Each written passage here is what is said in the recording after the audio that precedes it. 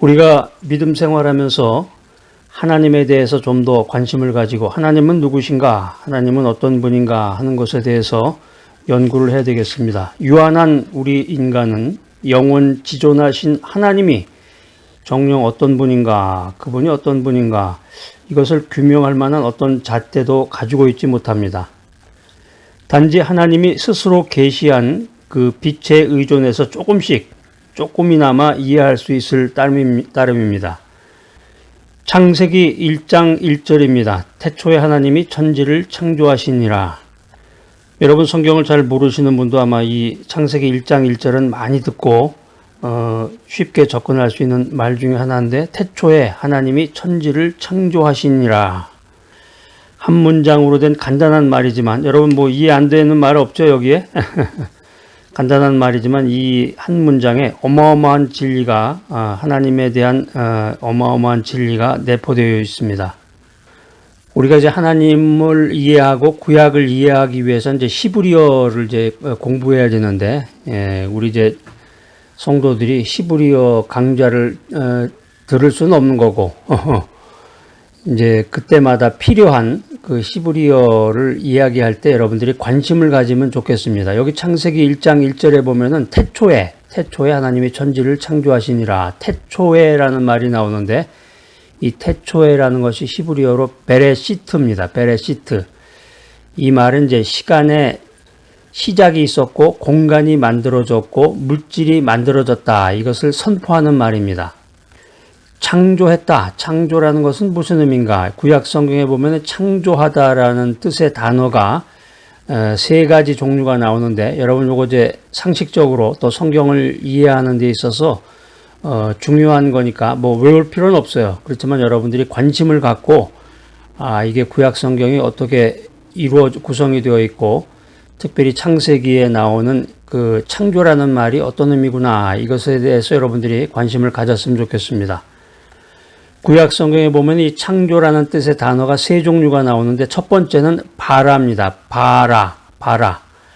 이 바라라는 말은 무에서 유로 완전한 창조와 보존하고 완성한다, 이런 의미가 있습니다. 무에서 유를 창조한다 그러죠. 무에서 유를 창조한다. 그러니까 아무것도 없는 것에서 어떤 형체를 만들어낸다는 의미로 이 바라라는 말이 사용이 되었습니다.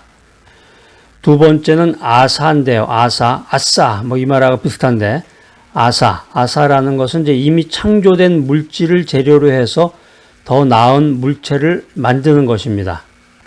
예를 들면 이제 목공소 같은 데 가서 나무를 사다가 책상을 만든다든가 선반을 만든다든가 뭐 이런 거하고 관계가 되겠죠. 첫 번째 뭐라고 그랬어요? 바라는 무에서 유로 창조하는 것이고, 두 번째 아싸라고 하는 것은 창조된 물질에서 더 나은 물체를 만드는 것이고, 마지막 세 번째는 야차르라는 것은 두 번째 그 아싸하고 비슷한데, 특별한 목적에 따라서 기존 사물을 새롭고 완벽히 영적인 존재로 조성하는 것이다.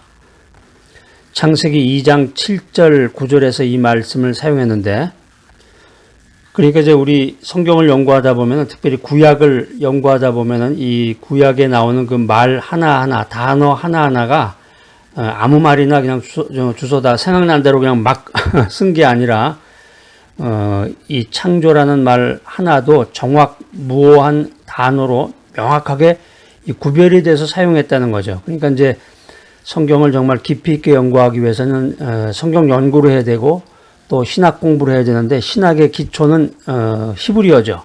그래서 히브리어를 공부하는 이유는 그 성경에 나오는 그 문장이라든가 단어, 말, 이 하나도 무고한 단어로 구별해서 정확하게 이해하기 위해서 이렇게 공부하는 것입니다.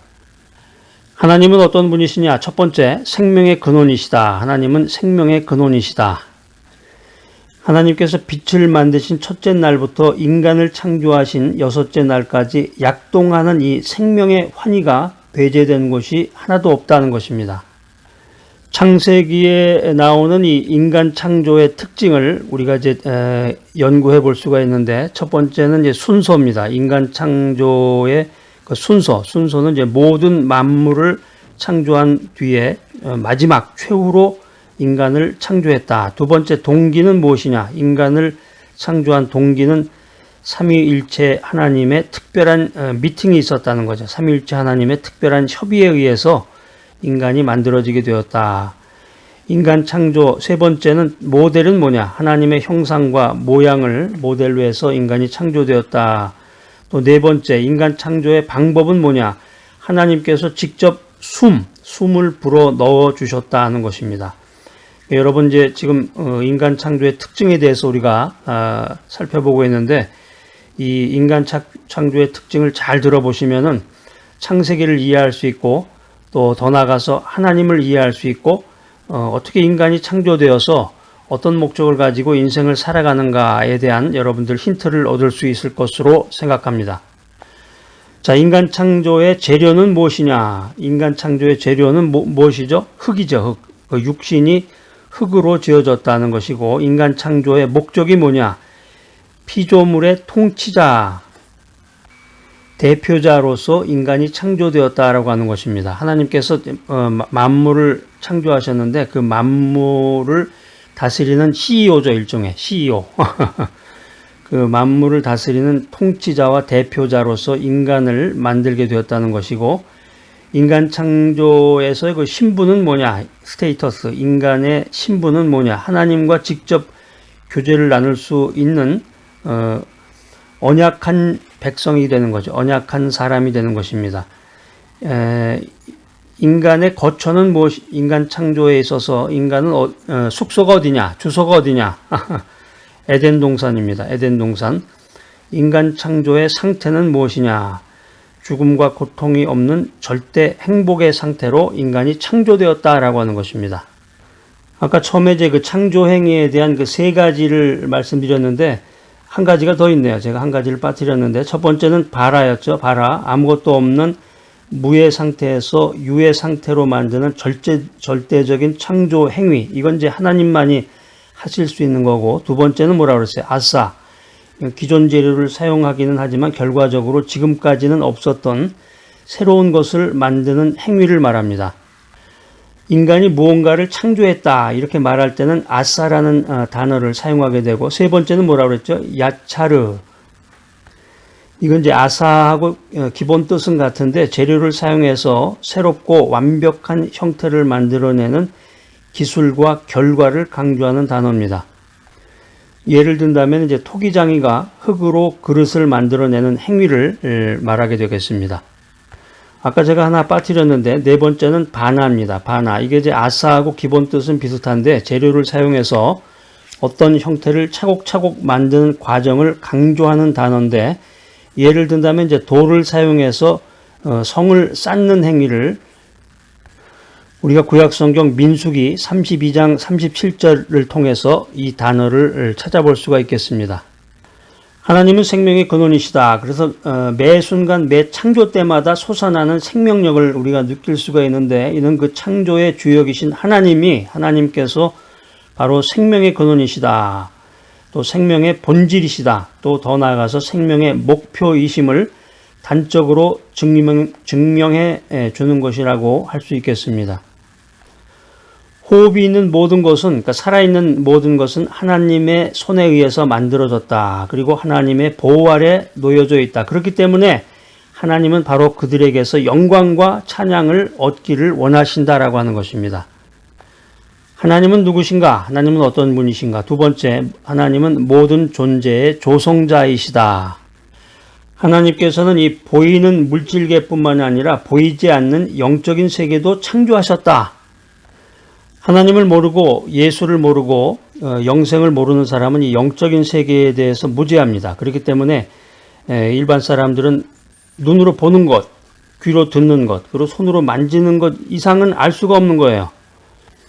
하나님께서는 이 보이는 물질계뿐만이 아니라 보이지 않는 영적인 세계도 창조하신 모든 존재의 조성자이시다. 하나님은 누구신가? 첫 번째 뭐라고 그랬어요? 하나님은 생명의 근원이시다. 두 번째는 하나님은 모든 존재의 조성자이시다. 마지막 세 번째는 하나님은 모든 존재에 가치를 부여하시는 분이시다. 우리가 인생 살다 보면은 열등감을 갖게 된다고 그러죠. 열등감. 그래서 어떤 연구학자의 그 논문에 의하면은 인류의 모든 사람의 90% 이상이 열등감을 갖고 세상을 산다고 합니다. 열등감의 핵심 내용은 뭐냐면 비교예요, 비교. 자꾸 자기를 다른 사람하고 비교한단 말이에요. 하나님께서 나에게 무한 가치를 불러 넣어 주셔서 나에게 내가 살아가는데 내 인생에 가치를 주셨는데 그걸 깨닫지 못하는 인생은 자꾸 비교하게 되고 불평불만하게 되고 원망하게 되고 인간관계에 있어서 자꾸 뒤처지게 되는 거죠.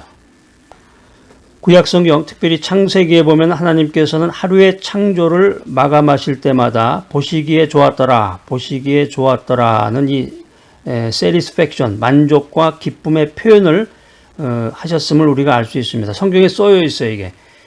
그러니까 이거는 이제 각 피조물에 대한 하나님의 완전한 만족과 승인과 인준의 표다. 우리가 이렇게 생각할 수가 있겠습니다. 다시 말해서 하나님이 주의 깊게 음미하시고 보시기에 좋았기 때문에 그 피조물들은 피조물이라는 게 누구를 말하는 거예요? 나를 얘기하는 건 나. 막연하게 생각하지 말고 내가 진정 하나님이 주의 깊게 음미하시고 보시기에 좋았기 때문에 내가 참된 아름다움과 가치를 지니게 된 것이다 라고 하는 것입니다. 그러니까 우리가 인생 살아가면서 인간관계에서 실패하거나 목표를 설정해 놓고 무언가를 하려고 하다가 좌절감을 맛보게 되었을 때 우울증에 걸리거나 열등감을 가지고 인생을 살 것이 아니라 하나님의 창조하심으로 말미암아 나는 정말 참된 아름다움과 가치를 지니고 인생을 살아가는구나, 이런 확신을 가져야 되겠습니다. 하나님은 누구신가? 하나님은 철학자의 관념과 같은 어떤 피상적인 존재가 아닙니다. 막연한 존재, 저기 저 하늘나라에 계시는, 천국에 앉아 계시는 그런 하나님이 아니라 지금도 하나님께서는 살아서 성령 하나님으로 바로 내 곁에서 내 마음속에서 나를 움직이시고 나에게 힘을 주시고 나에게 소망을 주시는 하나님이시구나. 이 사실을 알고 깨달아야 되겠습니다. 하나님께서는 피상적인 존재가 아니고 우리의 생명의 근원이시다. 모든 존재의 조성자이시다. 그리고 나에게 가치를 부여하시는 분이시다. 그래서 하나님께서는 지금도 우리의 생존의 열쇠를 쥐고 온 우주와 역사를 운행해 가시는 살아계신 하나님이시다. 이런 믿음의 고백을 해야 되겠습니다.